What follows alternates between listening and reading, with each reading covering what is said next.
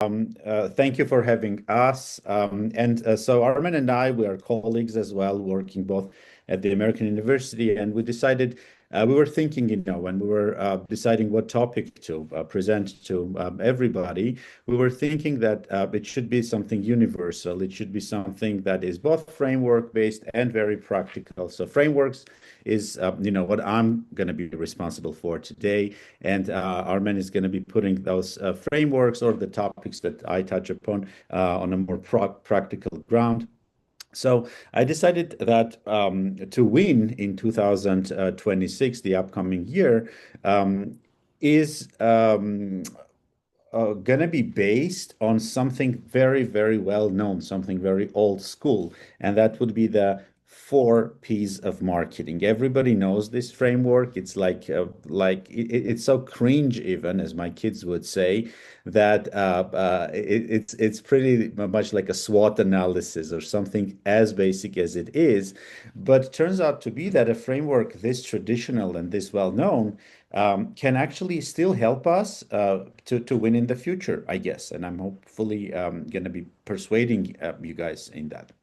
So just a quick reminder what it is. It's called the marketing mix. It's called, the four legs of a chair on which every business is sitting, is resting. And those four legs of the chair are the product. A lot of companies are putting a lot of emphasis on how well developed, how, beautiful, how different their product is. Also, they are putting a lot of emphasis on their price, so especially those who are in cost strategy, they are trying to win the competition by offering a better price for a same product in the market. That's how they outcompete their competitors. Others are also putting emphasis on the place, on the channels of distribution or the location, place in a wider sense of that word. And then finally, the fourth leg of that stool is promotion, original, interesting promotion or promotion at all. Majority of the companies that I know are using a three or even a two-legged stools, chairs. Product and price are in the core of their focus most of the time. So today I'm going to be showing how through these four we can break away. And what is a breakaway? First of all, let me tell you that it is the strategy that helps you to be decategorized or to be different from the category that you actually represent. Why are we doing this? Because turns out to be that, the category that you are in, for example, laptop industry, has some certain rules of the game. So let me first, start with those rules of the game, which not necessarily are good for that particular company. So that's why they want to break away. So let me ask you guys, you can either unmute yourself and answer or write in the chat. What are your expectations? What are the general customer expectations from this product, ketchup, let's say? What do you expect to see in a ketchup as a product? Can be anything. Additional flavor to the dish we are eating, maybe. Okay, so the utility of it, the flavor. What else? Texture. Specific texture is my expectation. So it should be like, natural, should be like a tomato, I guess. Yeah, a little bit a thicker consistency, like it should be full liquid in my Yeah, meat has mind. the same opinion, thick, slightly sweet, must be Yeah. red, associated with tomato. Exactly. And should be healthy to consume. Okay, healthy, taste, color, all of those are rational expectations. So to summarize, I mean, should be red, definitely. Should be, of some certain texture. What about the bottle of it? Do you want a transparent bottle, squeezable one?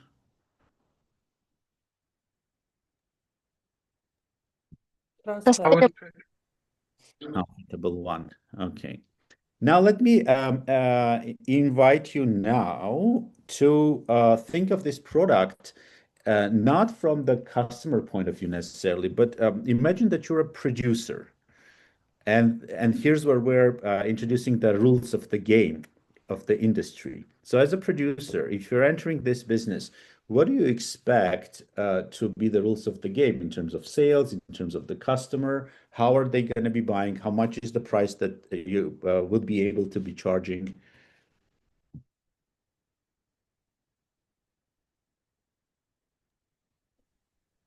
Can you repeat the question? So what is the question?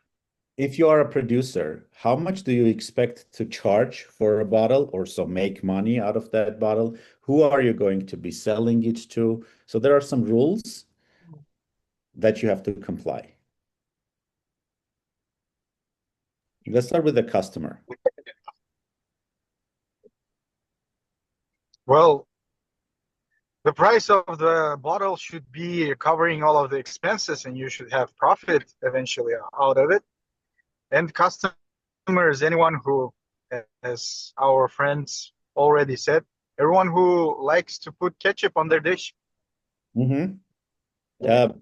So $5 per liter is what Arman is saying. Well, I guess, I mean, you can say that my ketchup is super natural, it's great, it's tasty, etc. So I'm going to be charging a little bit more, but you know, the $5, I guess, should be something that you expect to make around $5. So even if it's like an amazing, you know, vegan, whatever, natural, organic ketchup, somewhere around that you have to expect to be making. And I see that also in terms of the target audience, people are like, you know, these are probably not newborns, definitely not the older crowd, somewhere in the middle, maybe teenagers more, right? And if you were to predict how many times people are going to be buying your ketchup, well, maybe once a month. So those are the rules of the game, you know? So you are entering this market and you have to, as a producer, you have to accept certain rules of the game. Now, these rules of the game not necessarily are going to be the best one for you. And you want to break away, not to play according to those rules of the game and kind of go to a game that is better for you. How do you do this? And so you can do this by actually doing some manipulations, doing some alterations to the product, price, place, or promotion. So let's start with good examples of how different companies did that. So the first one is product design. If you are entering a beverage market like Red Bull did over half a century ago, you have to look at the beverage market. What are the rules of the game? And the rules are that, you know, you cannot be charging more than maybe $2 for a can of your beverage. You should be placed in certain places like, you know, supermarket beverage aisles, etc. But how Red Bull broke away from their industry, they actually changed the design of their product and they introduced a slightly slimmer, different looking can design so that they are not categorized and so they are able to charge a higher price. So they come up with a skinnier, taller than a typical soft drink can. And the customers suddenly started decategorizing or not considering it to be a beverage and actually being okay and comfortable paying because it looks like a different product. The second thing that you can do to your product in order to break away from the ordinary strategy that you are, you know, tended to be categorized as, is to change the place of it. And I don't know if you guys know about Tom's shoes. Tom's shoes are, you know, this is what they look like. So not necessarily the most beautiful or comfortable or sophisticated technologically shoe.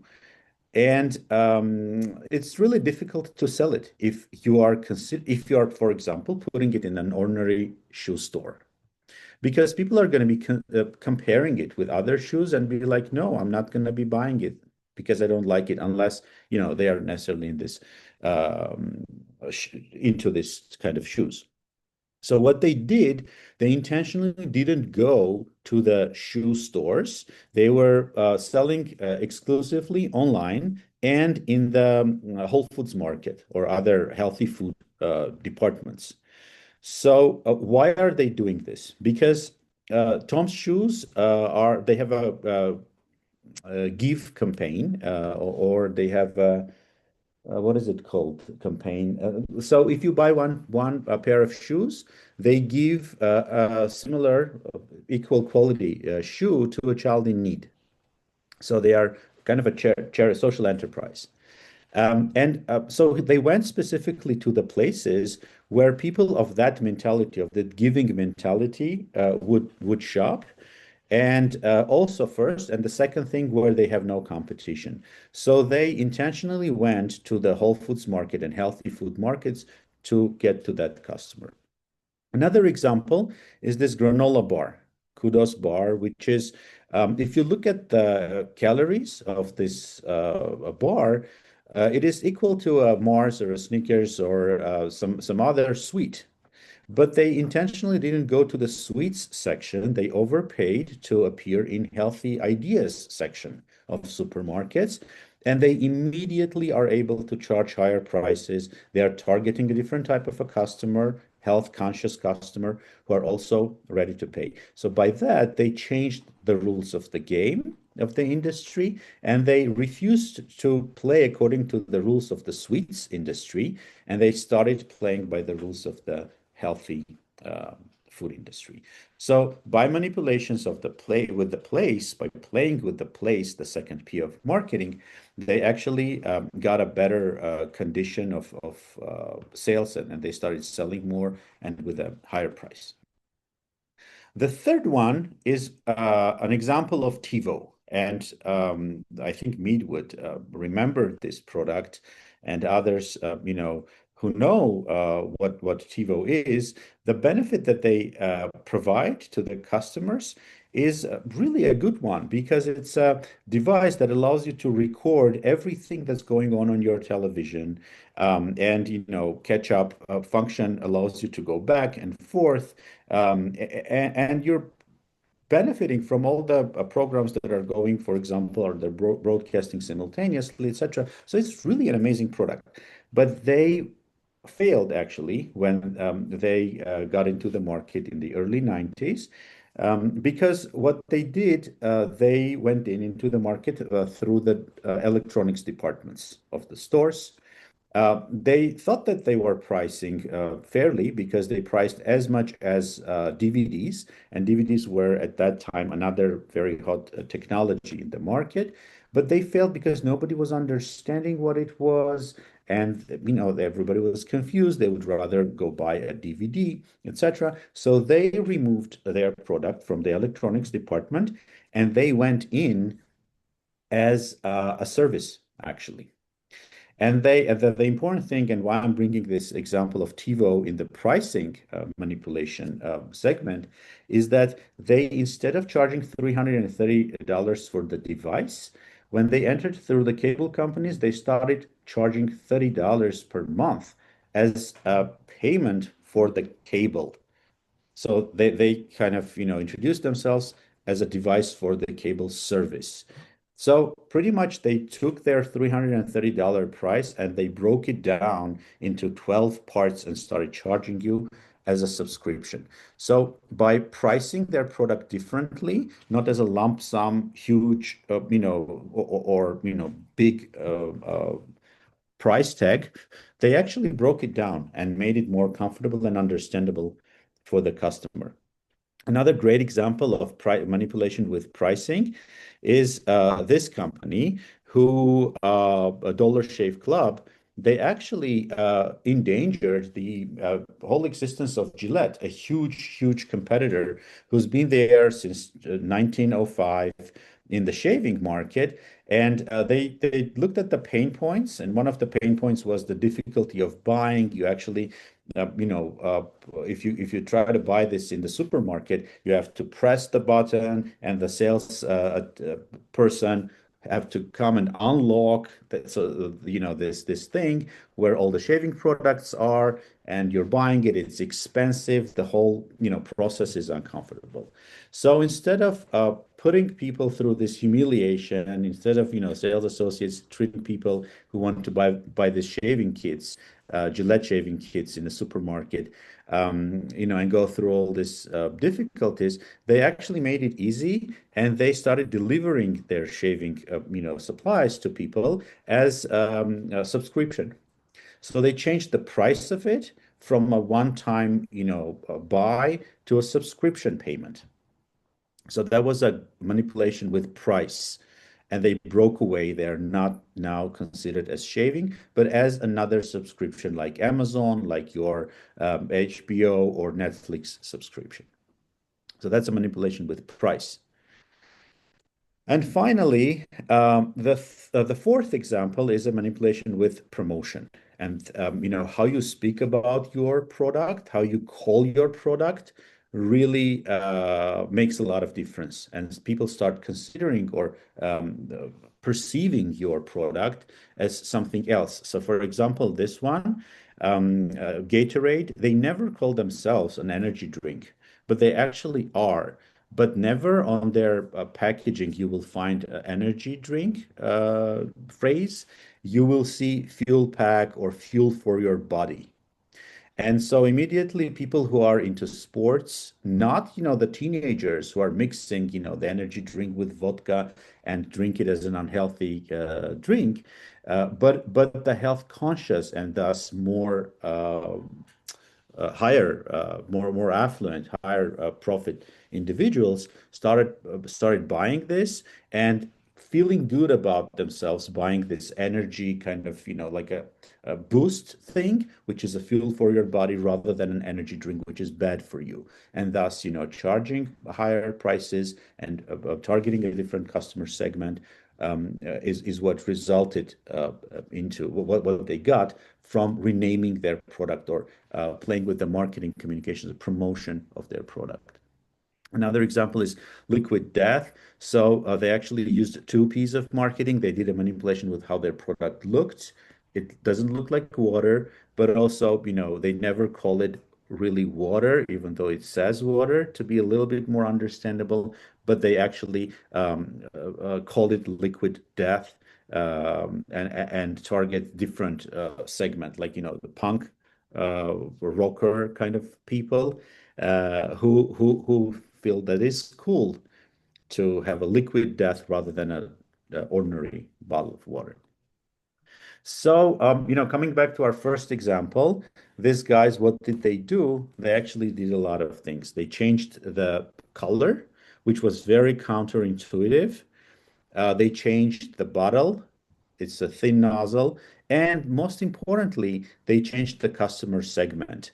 It is because it's different colors, it's popular among kids, and kids consider this as an arts supply rather than a ketchup. So it's bought more frequently, and it's bought in bigger quantities.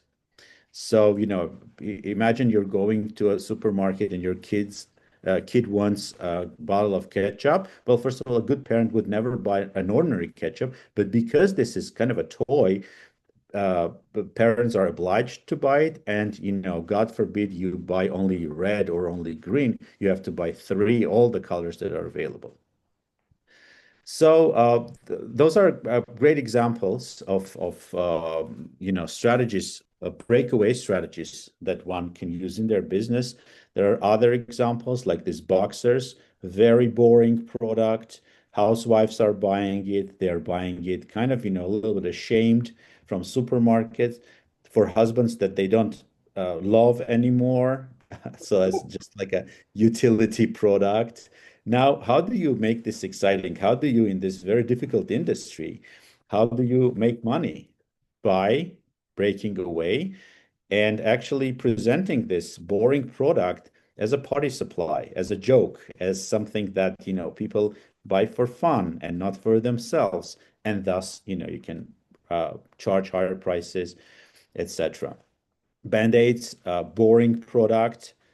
They changed the design of it. And now, for example, my niece is demanding that, my sister buys different themed band-aids with, Frozen, with Disney characters, and she's actually using them even before leaving the supermarket. She already, uses them as a accessory or as a tattoo rather than, for its purpose.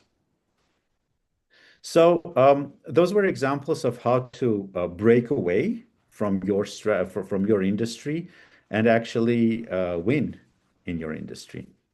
So I just wanted to share this interesting theory, and hopefully you guys are going to be using it in your businesses. Okay, guys, thank you, and I'm passing the word to Armen. And if you have questions, still you can ask them after his presentation. Much appreciated. So you should be able to see my screen. Good to go. So hey guys, thank you very much for inviting me to have this talk. A special thanks to Narine for inviting me. I'm more than happy to contribute. So a couple of things you need to know about me. I'm American Armenian, so my accent is super American. If I go too fast, or if there's some way that I'm using certain pop culture references or terminology which is not clear, please raise a hand and just tell me to slow down, because I tend to go super fast and get into my mode. The second thing you need to know about me is I'm very straightforward. So I might say things that seem a little extreme. I'm not that extreme of a person, but because I'm American, they come out as super straightforward, okay? So just bear those two things in mind. Sorry to interrupt you. Another Sure. interesting thing about Armen is that he had an injury yesterday, but he is such a good colleague of ours that he didn't cancel his speech today. And, so his original appearance is because of that injury. Yes, please don't mind the Band-Aid.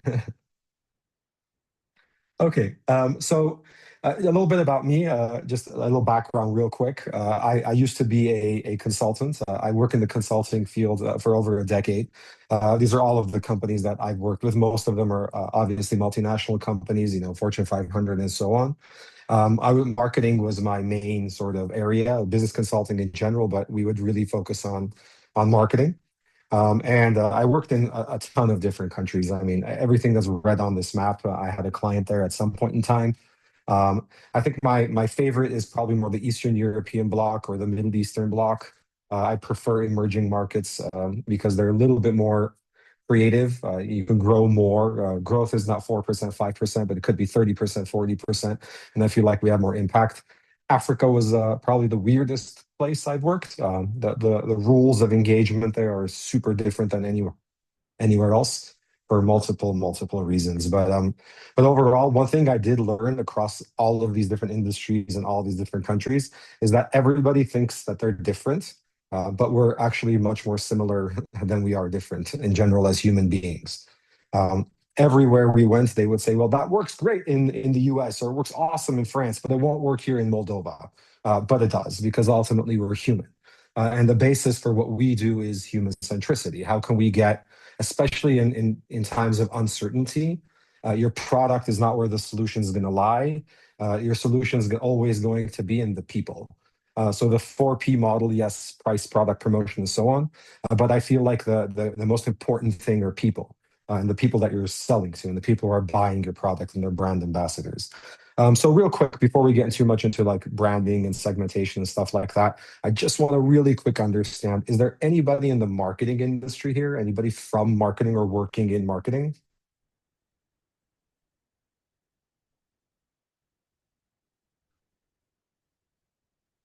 No one. Okay. Well, this is going to be...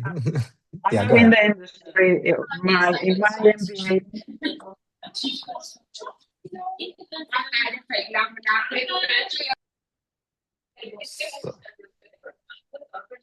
Armenia, are you saying something, or? Yeah, okay. I was saying that, yes, I am working in marketing. I apologize, I can't turn on my camera. No worries.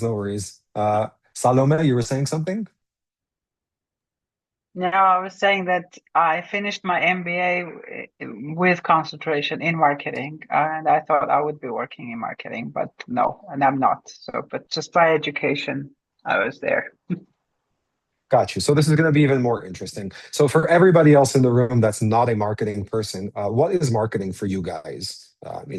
Just shout it out or tell me what you think marketing is.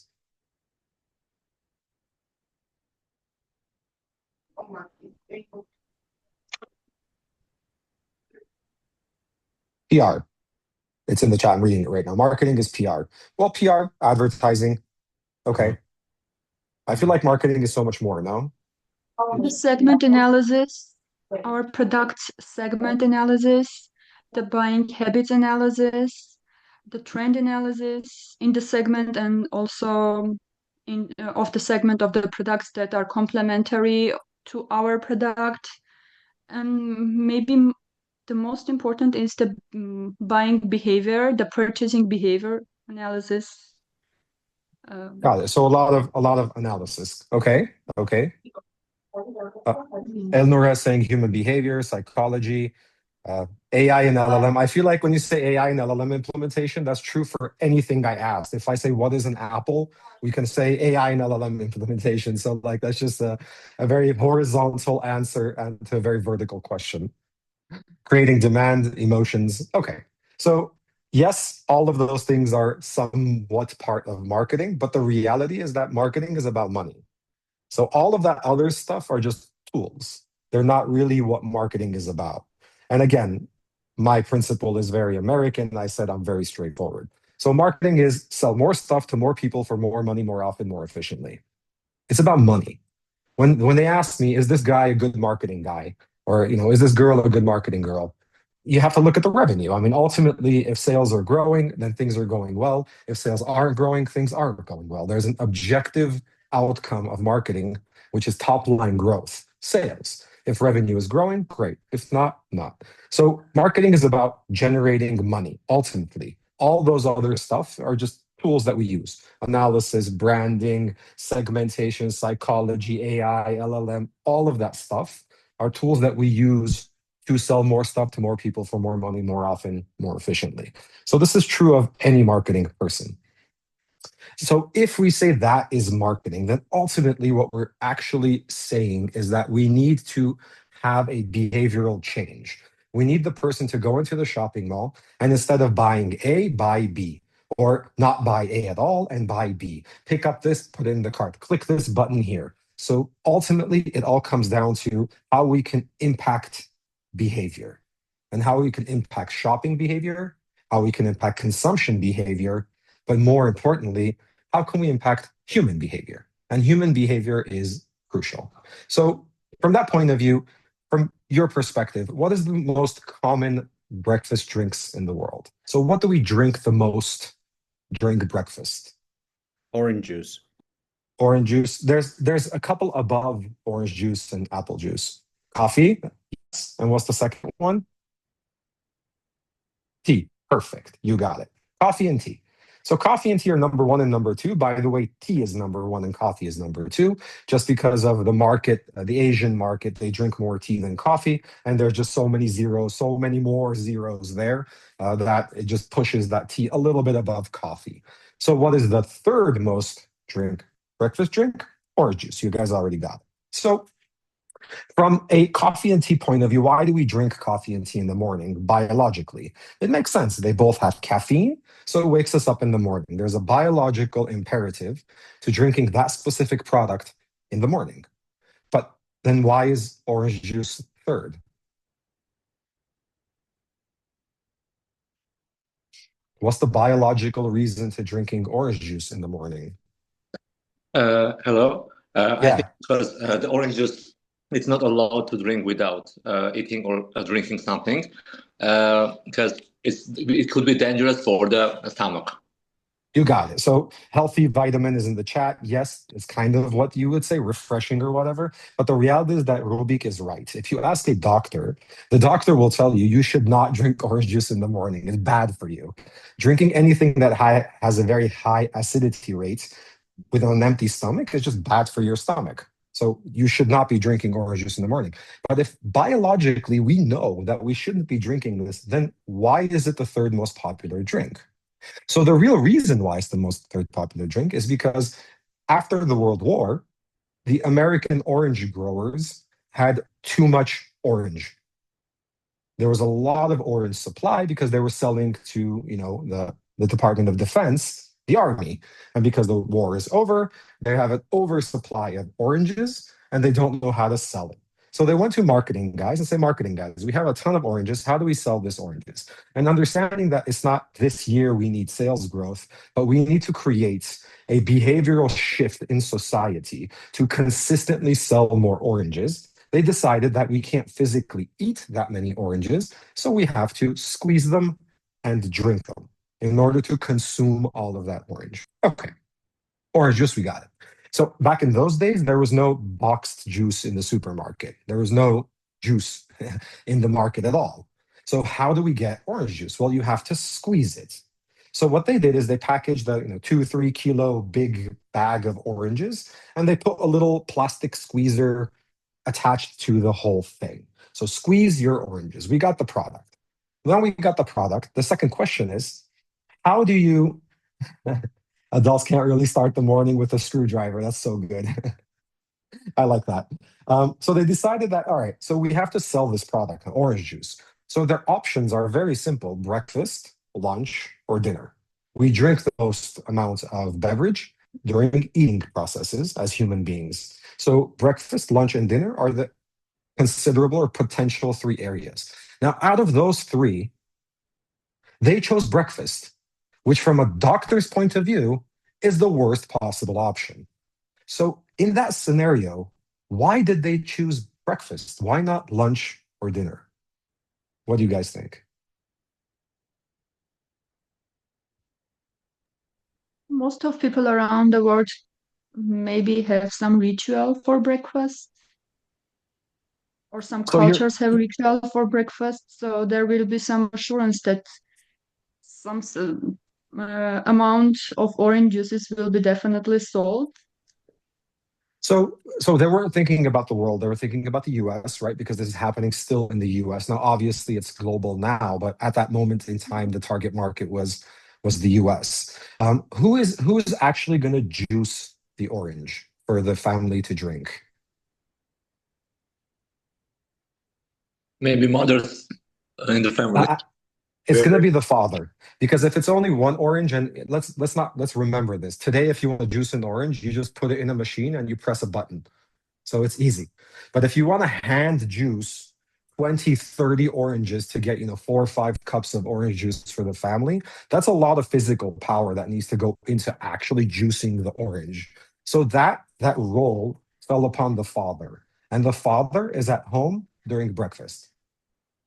So the only reason why we, right now, when you travel and you go to a hotel and you go get your omelet from the omelet station in the morning and you have coffee and orange juice, is because after the war, the dads were home to juice oranges.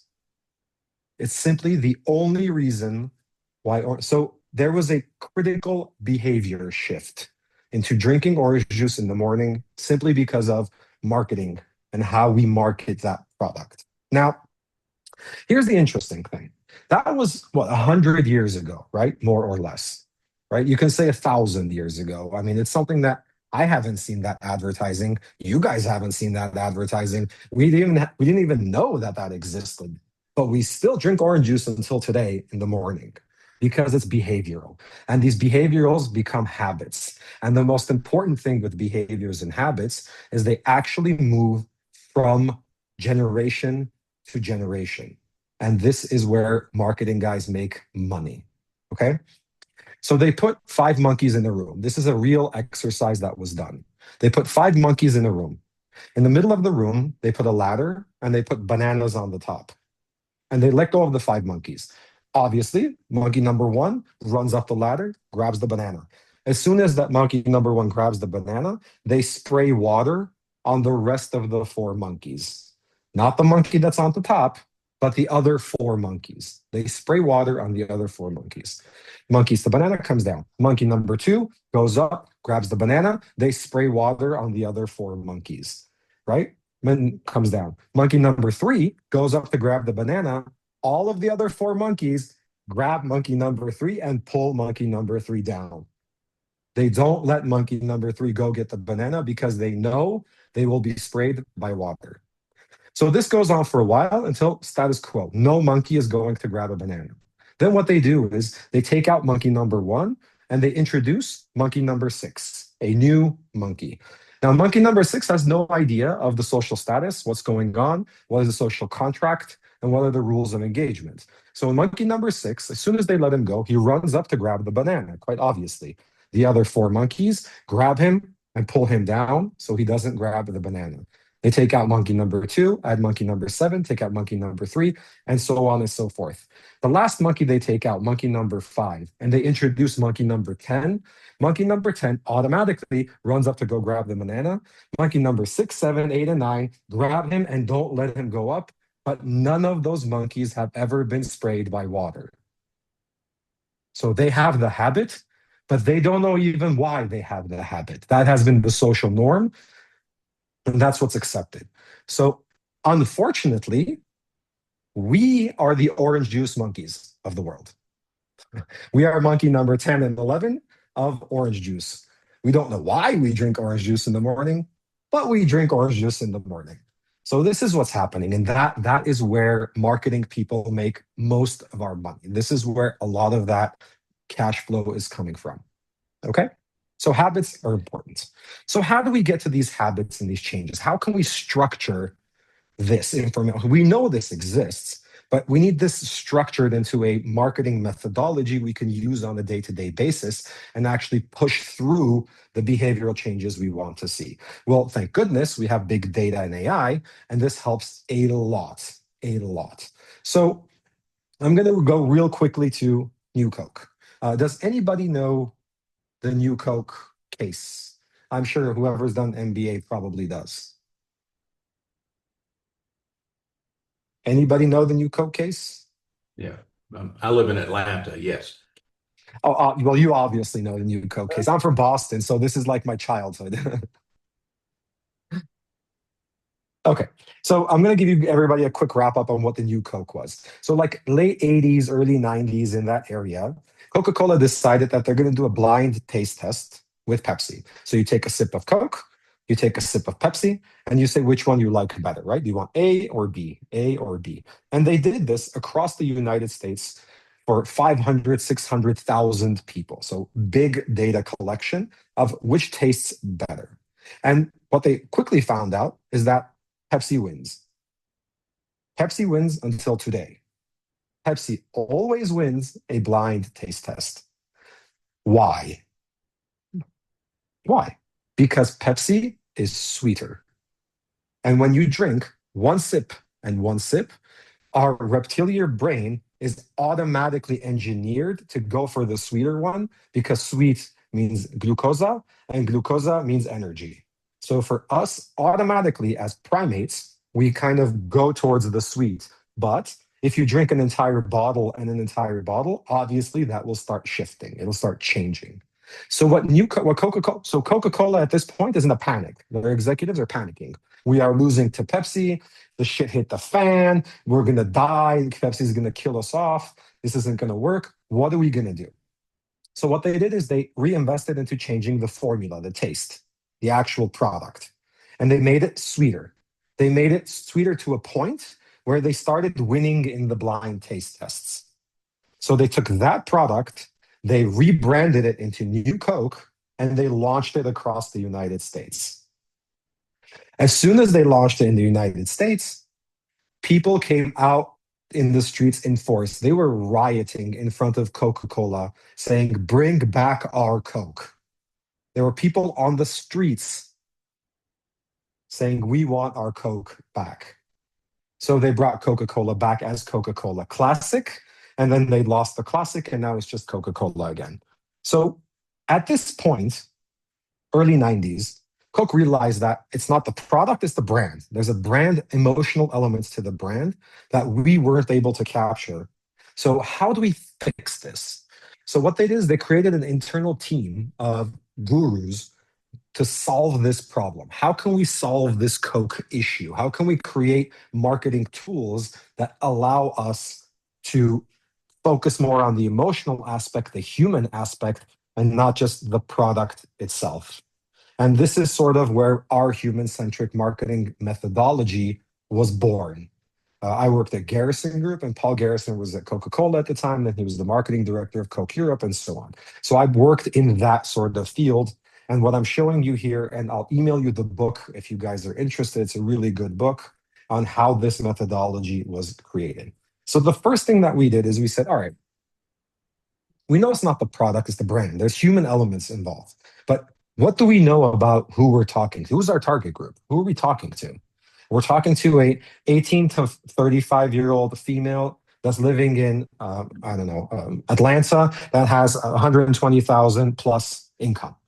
That gives me no information about who you are as a person. It's just numbers on a piece of paper. So the first thing we need to fix is trying to understand humans as humans. So we started with data collection. We need more information.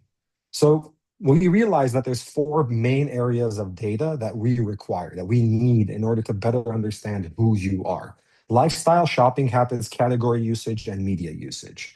Now, shopping is one of the interesting ones here, right? So when I say shopping, I just don't mean what you buy, where you buy. I also mean all of the brands that you buy.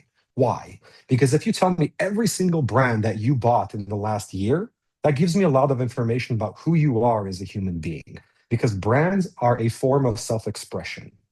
If I showed up here with a Louis Vuitton like baseball hat, you would have a certain understanding of who I might be, right? Now I showed up with a Band-Aid on my head. I'm not sure that's a brand, but it kind of gives you what kind of information about me.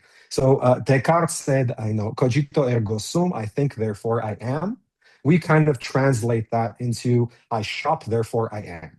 If you tell me everything you bought, it gives me a lot of information about who you are. So we're talking about very big data sets here, right? We're talking total population size, and then we're talking about more or less, it's about 15,000 to 18,000 data points per person. And we're talking about hundreds of thousands of people within a certain market, within a certain country. So it's a very giant data set that we're working with. And we said, all right, but this database, we have the data, fine. But how do we analyze this data? How can I get to who you are as a person based on all of this data that I have? Well, it's understandable that we need some sort of algorithmic solution. And this is where kind of AI starts kicking in, right? How can we analyze all of this into a patterning system and have it modeled in a way where it's tangible and usable for us? So what we did is we took this map. Now, we didn't create this map. This map is Alfred Adler's map. Adler was a student of Freud, and his theory was that psychologically and from a behavioral point of view, who you are as a person can be broken down into these 4 axes that you see on the screen. Enjoyment versus control, conviviality versus recognition, belonging versus power, and security versus vitality. Now, this doesn't mean that you're either enjoyment-driven or control-driven. It's not binary. It's not yes or no or on and off. It's a volume, right? It's a spectrum. So on that up and down line, you're somewhere in that line, like a volume meter. And you're somewhere in the line of conviviality and recognition. You're somewhere in the line of belonging versus power, and so on and so forth. So from that perspective, if I can take this model as the basis, and I can plug in all of that data that I have about a country and run it through an algorithm that can give me where you are on this map based on all of that information that I have, then I can map an entire country, right? And when I'm mapping a country, we get these dots on that map, right? It's just a bunch of dots. And each dot is a person, a human being that's living in a certain market.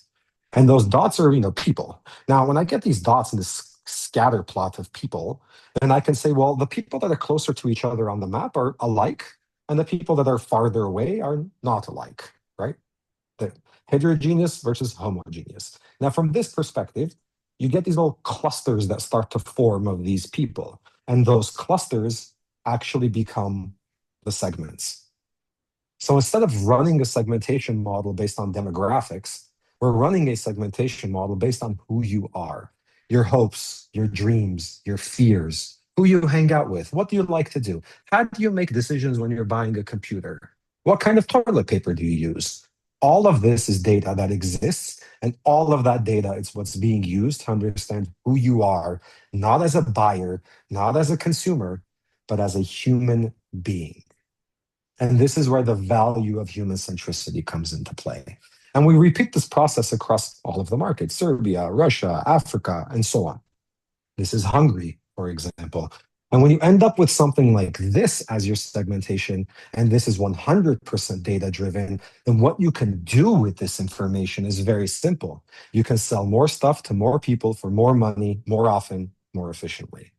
I'll send you the book. You can read through the details. There's a bunch of case studies as well. I know it's not enough time, half an hour to go through the depth of what this can give, but this was just a very quick overview on how I see the world, how I run my segmentation models, and how I end up with human insight-based people instead of just demographics. I thank you for everybody's time, and if there's any questions, I'll be more than happy to answer.